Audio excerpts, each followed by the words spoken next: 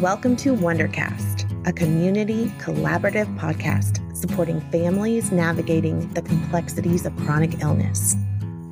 As we close out Child Life Month this March, I am joined by an incredible colleague and mentor here at Wonders and Worries. Jacquelyn Rebecek is the first contact at Wonders and Worries I ever heard speak at an educational seminar. In that moment, her incredible knowledge of this field, career expertise on community-based programming, and passion for the families she supports were nothing short of inspirational. She is such a representation of all the best parts of this field. I'm excited to share her with you today. This is Jackie. Hi, everyone.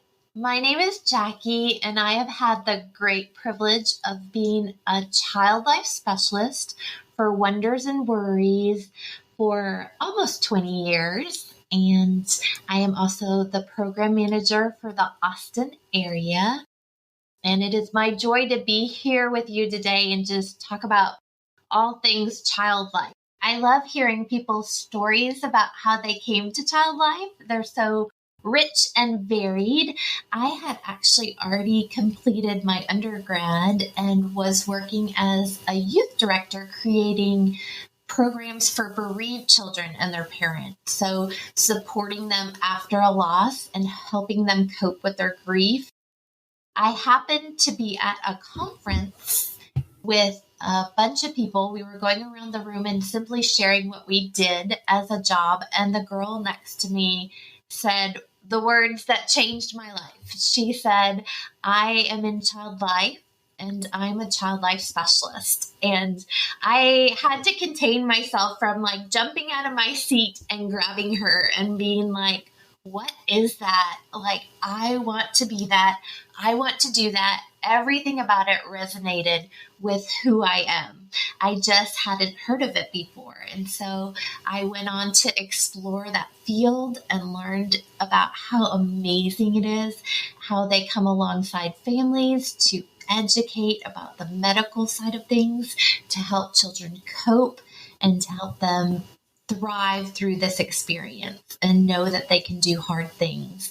And so I went on to get my graduate degree in family and child studies and did my internship at Scott & White in Temple, Texas, and was overjoyed to learn about child life in a community setting at Wonders and Worries. My family teases me because when I was a little girl, all I wanted to be when I grew up was an angel. And they thought that was the funniest and silliest thing. But I wanted to help people. I wanted to guide them on their journey. And I just thought it would be the most amazing job. And so we joke now that I truly feel like as a child life specialist, I have the honor of families letting me into very intimate experiences on their healthcare journeys and allowing me to be part of their support team and guide them.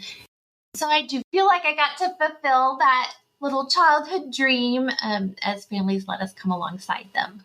What would you say is your favorite part of the profession that you have gotten to utilize at Wonders and Worries? Oh, Julie, there's so many things, and I know you've experienced this.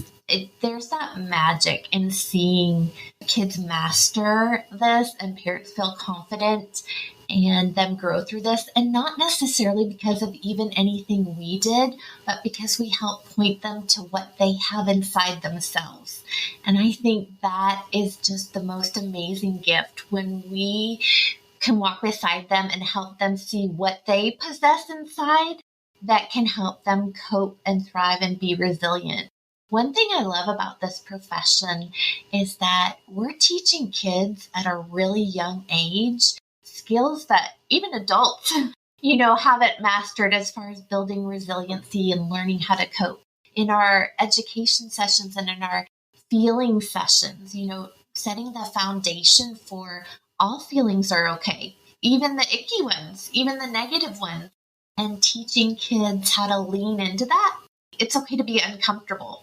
Lean into those feelings and then teaching them where they keep those feelings and what to do with them. I think as a culture, in this day and age, everything's instant gratification. We seek comfort above all else. And so laying that foundation like we do in sessions to be okay with all the spectrum of feelings and lean into it and then know what to do with that and practice those skills. Those are things that are good for the entire life journey. Long after the diagnosis, long after the illness, it's setting them up for success as little individuals to be able to do the hard things. And I love having talks with families and letting them know, like, the May family can do hard things. Kids learning that we can set the precedent, like our family can have hard conversations and we can get through it together. And that sets a beautiful line for kids as they grow up into the teenage years. Like, we're not going to ignore the hard things. The illness doesn't have to be the elephant in the room. We're comfortable discussing it. This is a safe place to ask questions. And I always encourage parents, check in every week. Create rhythms in your family where you're asking them, hey, this is the latest update. Do you want to know anything? And even if they never say a word or no, I'm good, or have no questions ever, what you're doing is setting an example in your family for like, hey, it's okay to talk about these things. And you can get good information from mom and dad or whoever the caregiver is. We're going to always give you good information. And again, that's another powerful foundation for families through life, regardless of the issues that come up, right? Absolutely. And I love the emotional intelligence, which you touched on, that we're helping kids find within themselves and grow.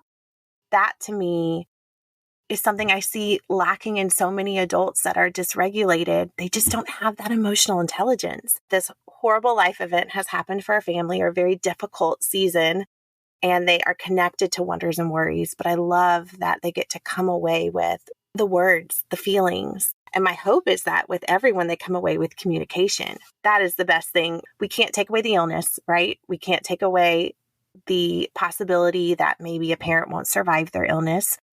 But the way that we can give the tools and the way that we can help guide families through that hard is just empowering for the families, but it's also empowering for us to see that growth. Oh, I so agree. And that's what makes the work so meaningful for me. I find it deeply meaningful helping families tap into that. And, parents are so grateful when they come to us and they feel like we have the answers. But I love helping them see that, you got this. I know it's hard, but like reassuring them and giving them that confidence again that you do know your child and you do know how to walk through this, and empowering them is really special. I will say this week, it's been a hard week. So I know that you're aware, I have a friend who lost her daughter in the Nashville shooting, and that's been very difficult. I've been working a lot with trying to find ways that I can be supportive from here because I'm in Austin, Texas. One of the things that is so incredible about Child Life is we are trained in helping little bodies understand big feelings and giving them tools to give them a feeling of felt safety. Maybe not true safety, right? I can't protect kids from everything in the world. I just need them to know that the people in their life are working to help keep them safe. We are trained in helping kids go through trauma debriefing if they have been in a horrible car accident and really injured, or maybe someone in their family has passed away. We help them find the tools to hopefully be able to get in a car again, right? Right. And our friends that maybe had a house burned down or some other horrific accident that caused injuries to their body or someone they care about, Child Life specialists are the ones that help them learn, we're doing this wound care to help your skin heal, to get you ready to go home to a new house that's going to look a little different. And the way that we are training them for that process and helping them feel supported and preparing them, this field can apply to every area of life. I'm not in a school setting, but I have done so many safety plans with children to help them feel that felt safety. So it's how do we take them from that space of where we are now to where we need to go? And talking about safety plans and preparation and counselor involvement and coming together as a family with communication systems. And that's child life. Like, that is the foundation of our profession. I am so grateful that there are leaders like you that have helped show what community planning and community support looks like. Thank you so much. That was so beautifully put, because it really does apply to all life settings, right? And I love that we get to teach parents these tools too, because we are very much in a world where our kids are up against so many things on a daily basis. Unfortunately, parents are having to walk kids through hard things, Julie. Like, it's always been a part of life, right? But our society and our level of technology and the accessibility of information and the inability to handle that information, there's so many areas where kids need help coping. And so, yes, it really does apply across the board, doesn't it? What would you say that you have seen as the growing pains or the challenges of this profession? I think there's a couple areas. I think it's still a little undervalued. I think mental health, we've come a long way. The pendulum has swung back to mental health being really a big focus. But in hospital settings, we still kind of have to fight our way into being important members of the team. In community settings, even teachers or childcare workers, I don't think they're valued enough in pay or acknowledgement to realize that people who work with children in these ways, it's a true skill and it's a true gift, and it's important.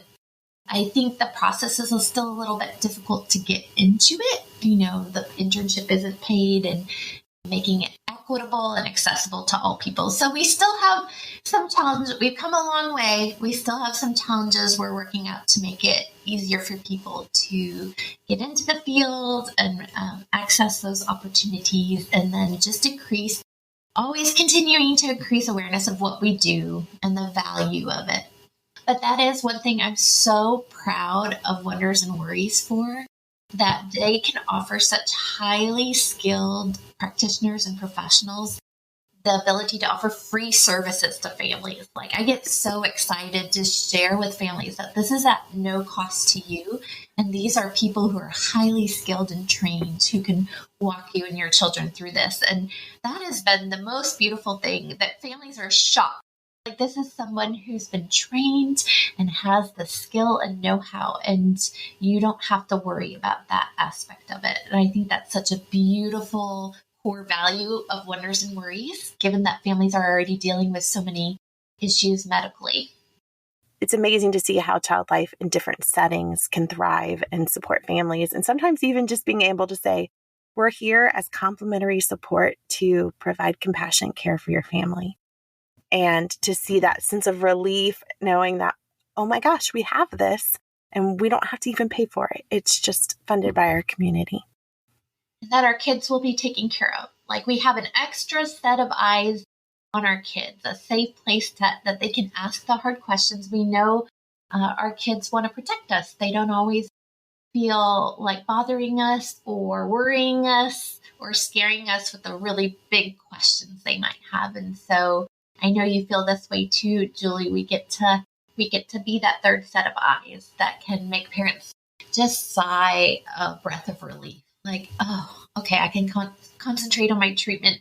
I can concentrate on what's going on in my body too, because I know somebody's got my back. Somebody's got my back, and that they're looking out for my precious kiddos. How would you say that you see resiliency in the families that we support?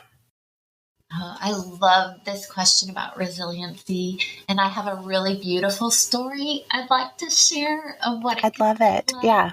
It's one of my favorite stories of my career, and I know all of our families are special, and we hold those memories dear. But I had this little 3-year-old boy who came to me.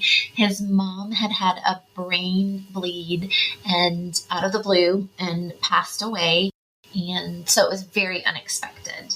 And Dad brought him to his first session. He was in his Batman pajamas.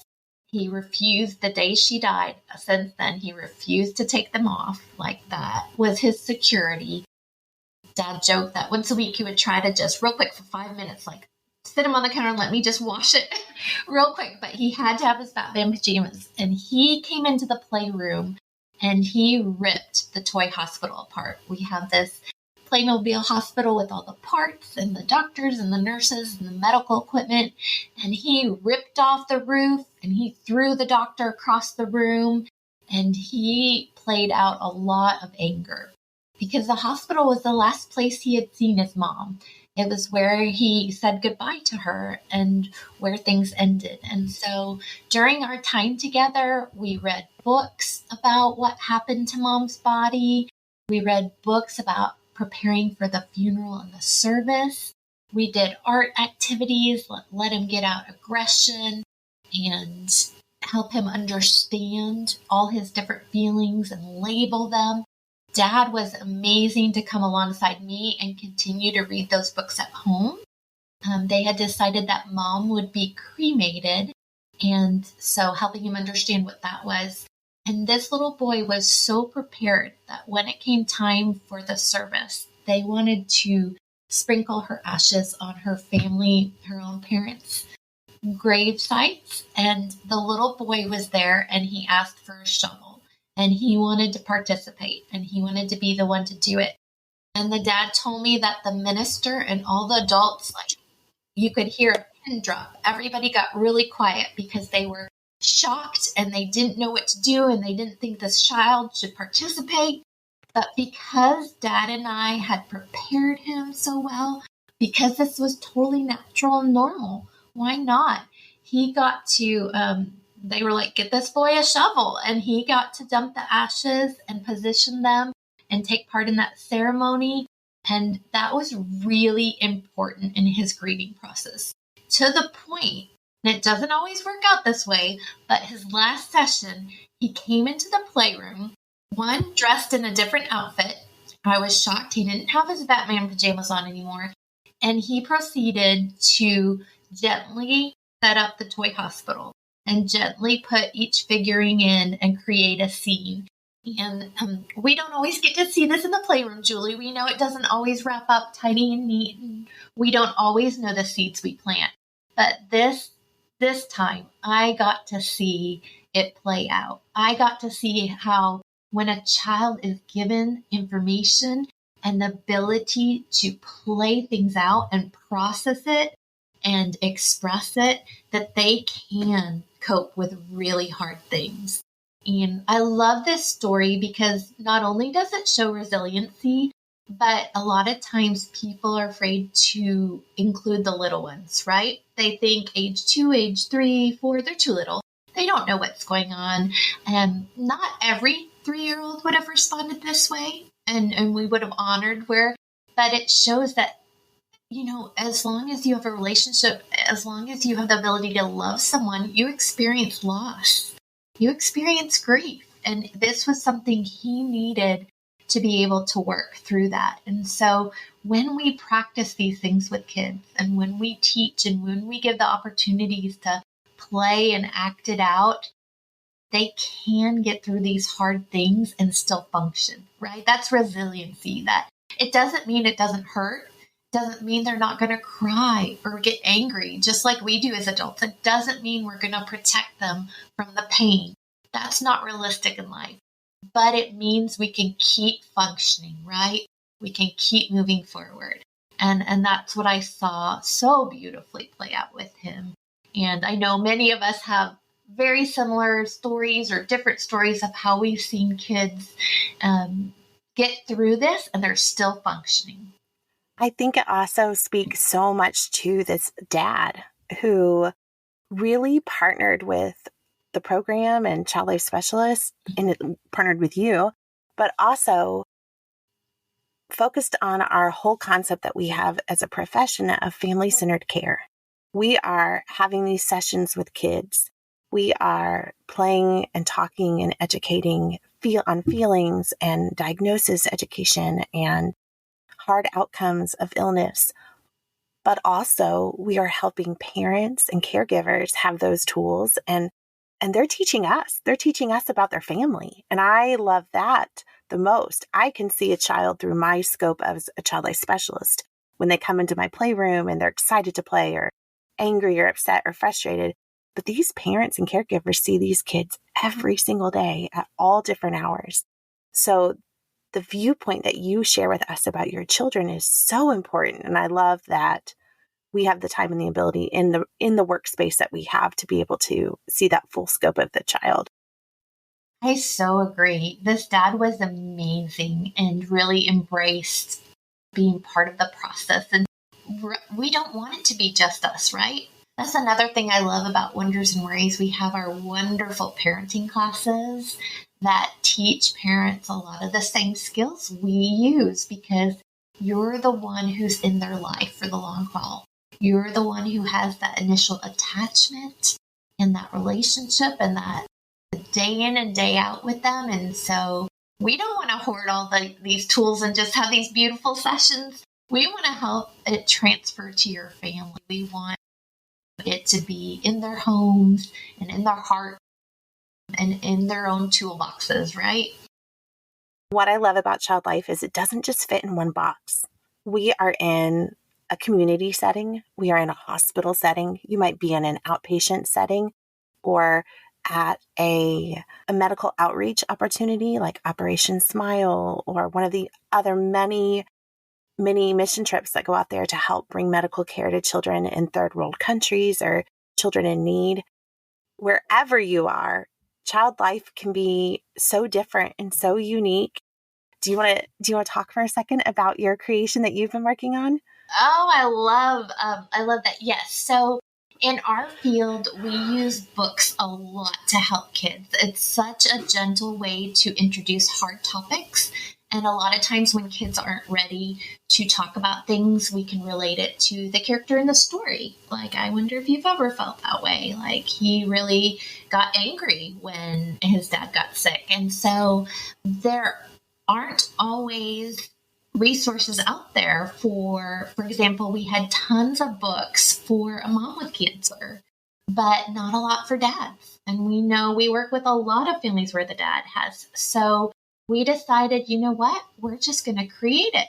We have the skills, we have the experience. And so we are close to publishing our first Wonders and Worries book in a series of books that's geared towards helping parents, professionals, and then the children themselves walk through all kinds of different diagnoses. And so thank you for giving a little teaser, Julie. Our first book is going to highlight a little boy named Max, whose dad gets diagnosed with cancer, and how he learns to cope through that and how he learns to build his support team, who's on his team.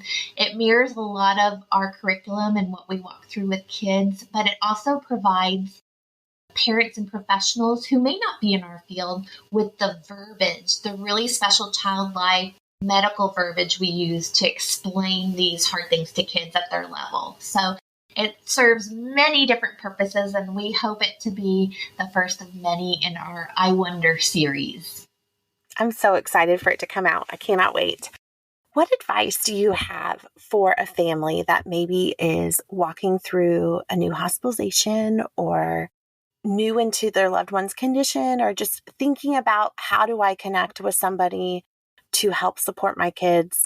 We like to encourage parents early on to coach how to talk to their family initially about the diagnosis, and we can talk them through tailoring it to different ages.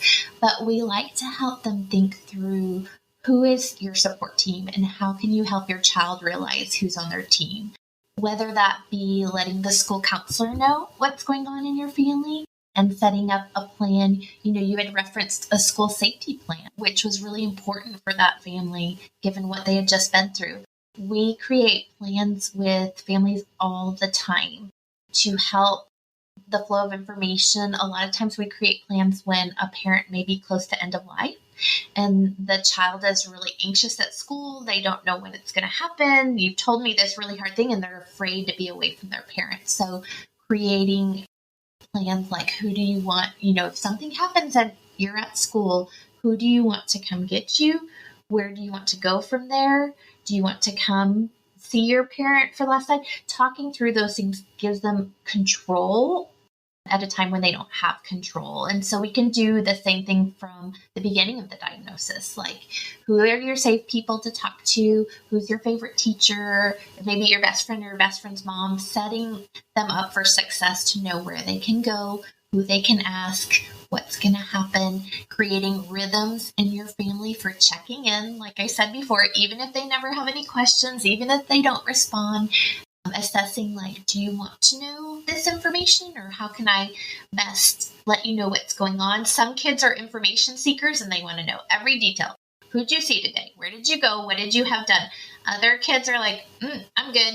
Just tell me the biggest stuff. So we know that, siblings in the same family can be so different in how they need to receive information and how much they want. So I think helping families set up a good plan from the beginning, how to have the initial conversation, how to create rhythms and routines of checking in, coaching parents, red flags to look for when they're not coping well, and how to set up your support teams. And I think that's a very helpful way to approach it. And it's never too late to go back and do some groundwork if you haven't had the opportunity to do that. Self-care has become a huge part of our life as well. And I know self-care for our families, we talk to them all the time about the families we support, carving out space to also process this diagnosis you have or this change in your family. How do you practice self-care? What are things that you have found to be helpful for staying in the field for 20 years, for being a part, 20 plus years, for being a part of the community and taking on new projects with zest and excitement? Like, how have you been able to hold on to that, your own resiliency, your own self-care? The $1,000,000 question, right? For me, it looks so different now as kind of more of a veteran than when I was a newbie. We learned so much along the way. My first response is not shocking for being a child life specialist. Playing. My kids, I joke with my kids, I'm a professional player. I outside and loving on the babies fills my cup again. I'm a woman of faith, so that is really grounding to me in coping and finding meaning and purpose and zest to keep going, right? When I was a younger person, I thought of self-care as having, to go do things like be with people all the time, or go do fun things, or get a manicure or pedicure, or go to a spa, or sleep. As an older person now, I really have learned more of the art of rest and the idea of not planning anything, like literally just letting myself sit. And that does not actually sound boring to me. Like to truly, you don't have to be doing something. You can sit and be quiet and calm. Does that make sense? Oh my gosh, that is like my dream day. I just want to be able to sit and be still. And that comes with practice. It's funny how the idea of being still takes practice, but I feel like in the culture of go, go, go, run, run, run, that we have, especially those specialists that are parents as well, you have that within your own family. You are an Uber driver to your children. You are an unpaid Uber driver. You're constantly providing meals and cleaning up and signing forms. And so when you're given the gift of stillness, it takes time sometimes for that to feel comfortable. But then, oh my goodness, it can be so comforting. That's what's working for me now. Ask me in another 10 years. It could be different, but... Anything else you want to add that you feel like I didn't touch on that you wish I did? Or I just always have to let families know how thankful we are. Like, I like that you touched upon, we learn so much from them. It really is a gift. Like I have taken bits and pieces from the parents I've worked with, and we know we have from the kids. That's like, we get to be a fly on the wall, so to speak, in these intimate family moments. And so I want to express gratitude for that. I don't take that for granted. I think that's really special that families let us in. I want to express gratitude to my coworkers. I have some of the best humans in the world, hands down, that I work with, who inspire me and encourage me and keep me going and just teach me so much. I'm so grateful for that. And I think in summation, we know, families, you got this. We really do. You do possess the skills inside. You are capable of having these hard conversations and doing these hard things. And we just like to come alongside you and help you find it. Thank you for tuning in to our podcast today. Please subscribe and continue to check back as our content is ever evolving. For questions or specific content-related requests, please send an email to podcast@wondersandworries.org.